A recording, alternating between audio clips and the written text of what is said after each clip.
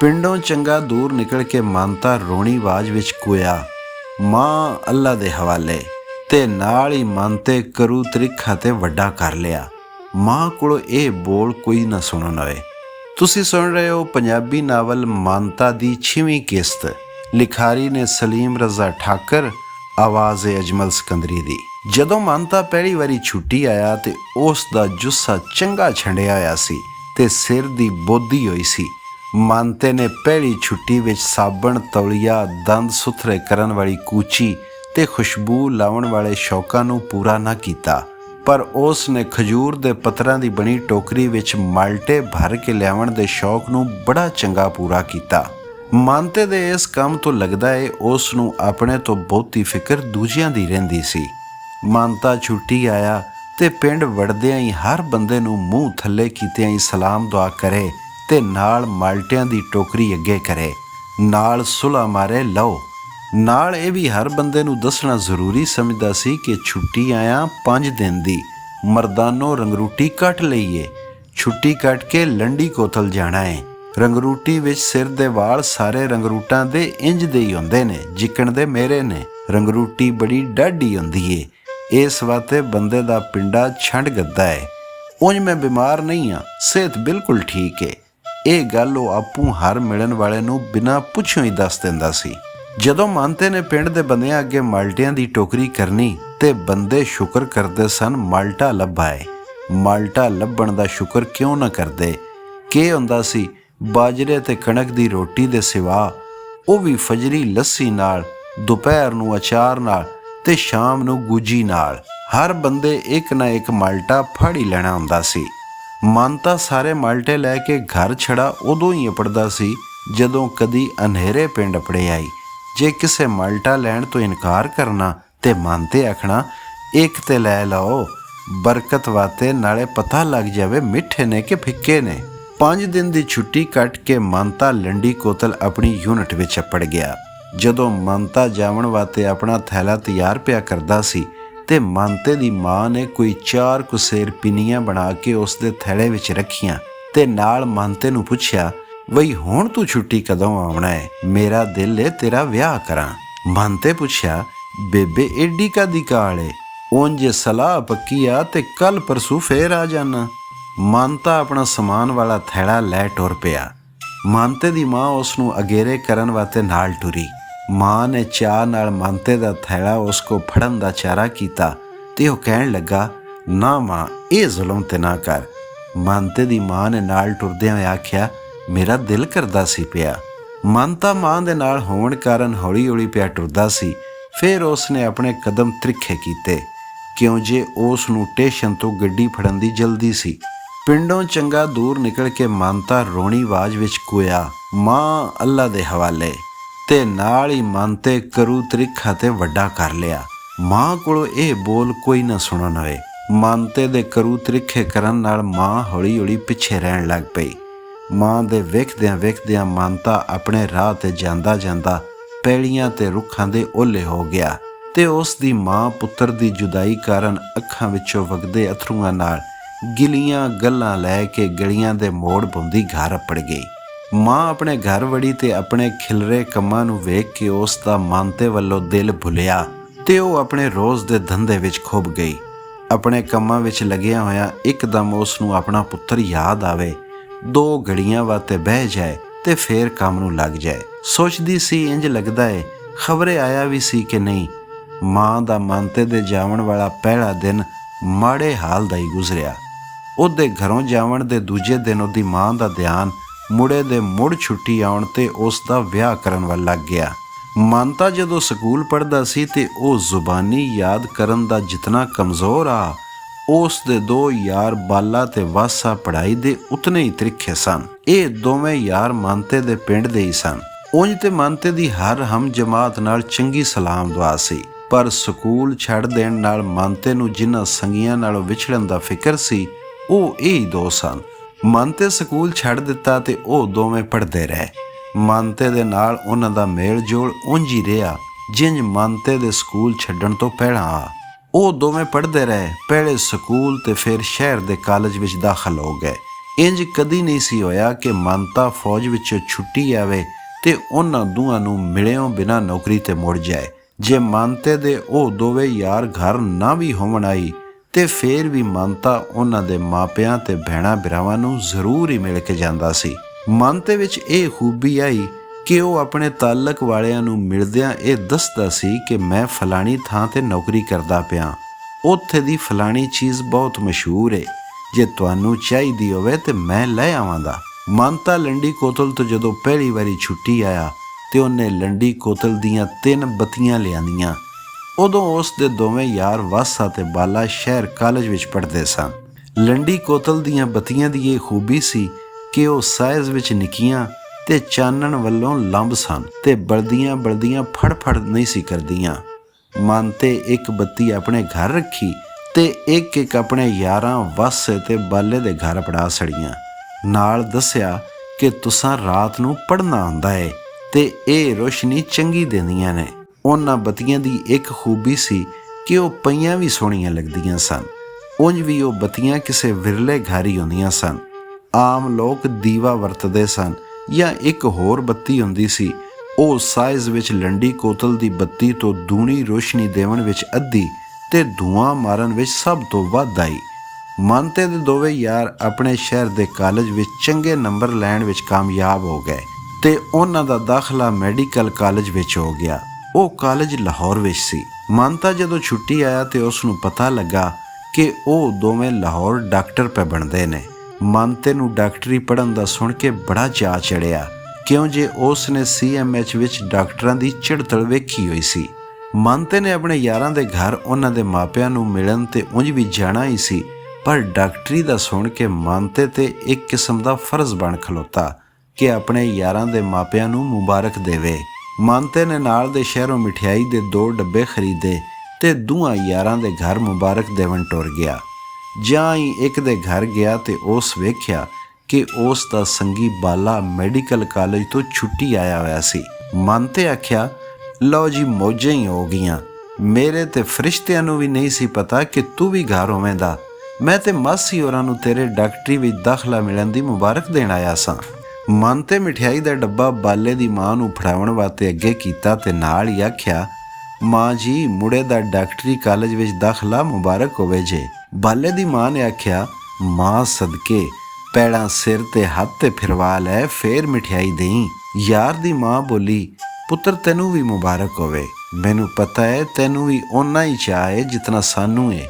ਨਾਲ ਮਾਂ ਨੇ ਇਹ ਵੀ ਮੰਤੇ ਨੂੰ ਯਾਦ ਕਰਵਾਇਆ ਕਿ ਇਸ ਦੇ ਡਾਕਟਰੀ ਵਿੱਚ ਦਾਖਲਾ ਮਿਲਣ ਵਿੱਚ ਉਸ ਬੱਤੀ ਦਾ ਵੀ ਹੱਥ ਹੈ ਜਿਹੜੀ ਤੂੰ ਲੰਡੀ ਕੋਤਲ ਤੋਂ ਪਹਿਲੀ ਛੁੱਟੀ ਆਉਂਦਿਆਂ ਲੈ ਕੇ ਆਇਆ ਸਾਂ।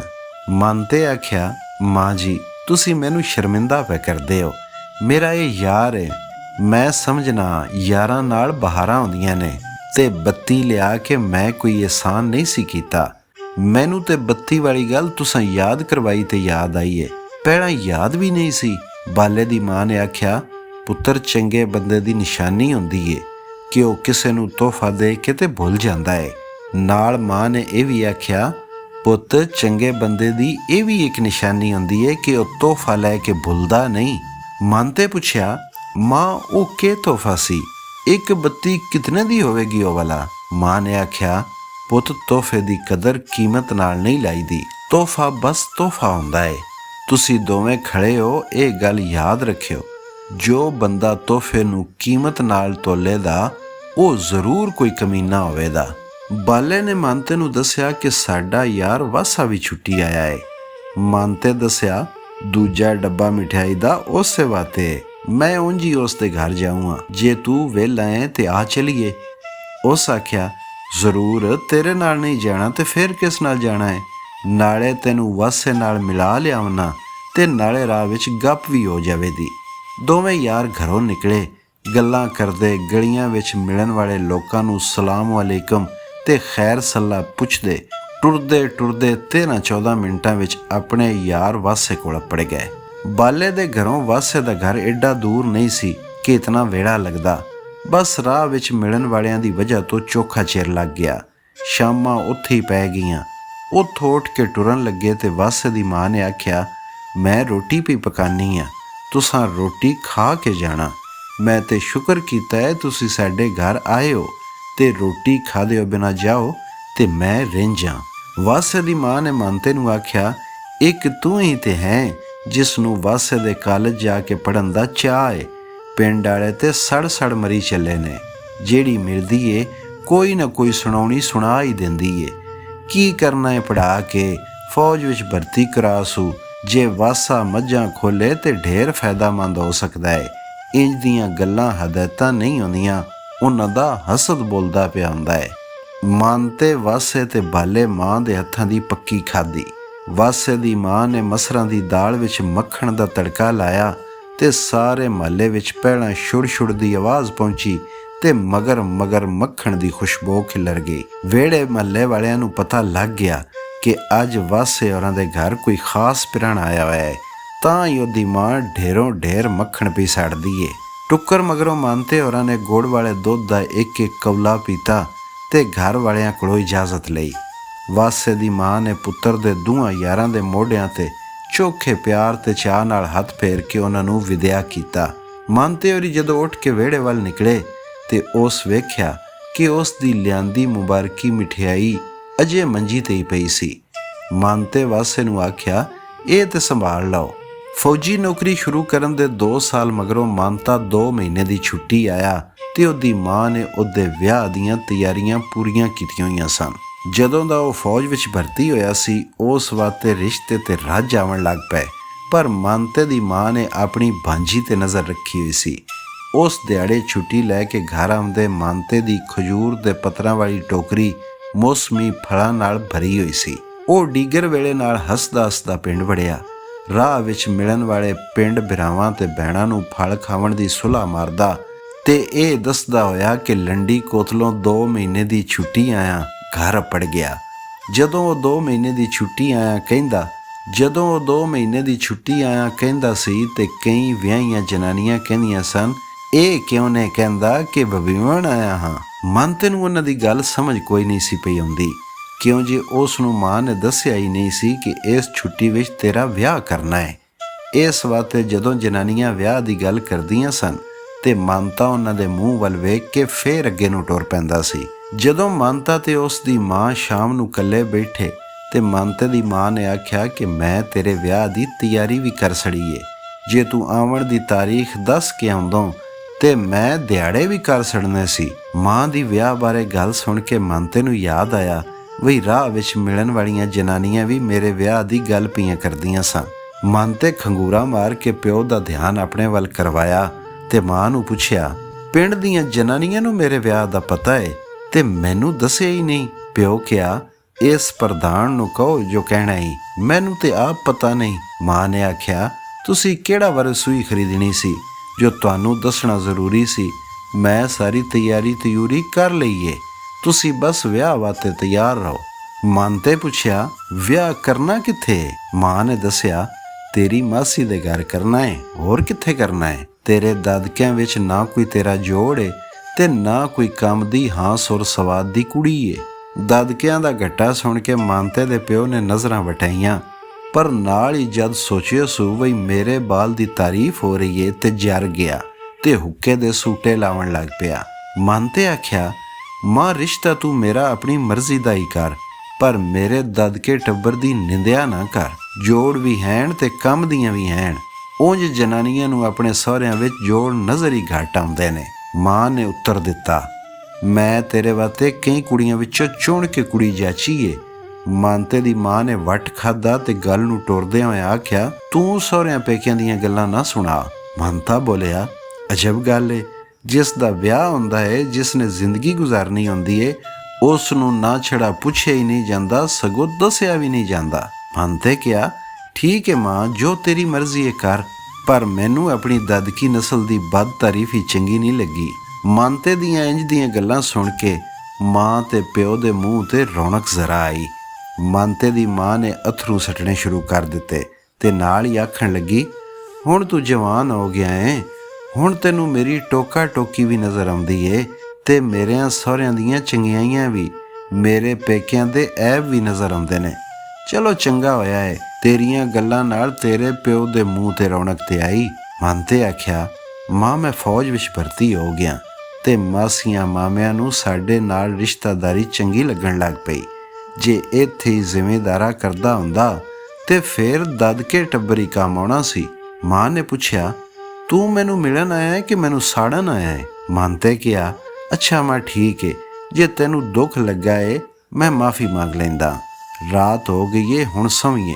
ਮੰਤੇ ਦੀ ਮਾਂ ਝੱਟ ਸਾਰਾ ਚੁੱਪ ਕਰਕੇ ਬੈਠੀ ਰਹੀ ਤੇ ਫਿਰ ਬੋਲੀ, ਤੈਨੂੰ ਪੈਂਡੇ ਥਕਾਇਆ ਹੋਇਆ ਹੈ, ਹੁਣ ਤੂੰ ਸੌਂ ਜਾ ਤੇ ਕੱਲ ਭਰਾਈ ਨੂੰ ਆਖੀ ਸਾਡੇ ਘਰ ਢੋਲ ਦੇ ਜਾਏ।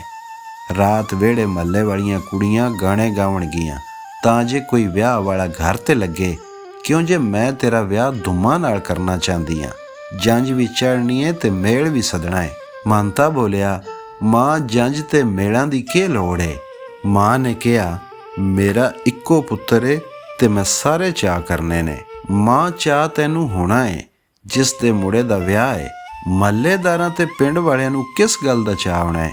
ਐਵੇਂ ਮੁਲਕ ਨੂੰ ਰੋਟੀਆਂ ਹੀ ਖਵਾਲਣੀਆਂ ਨੇ।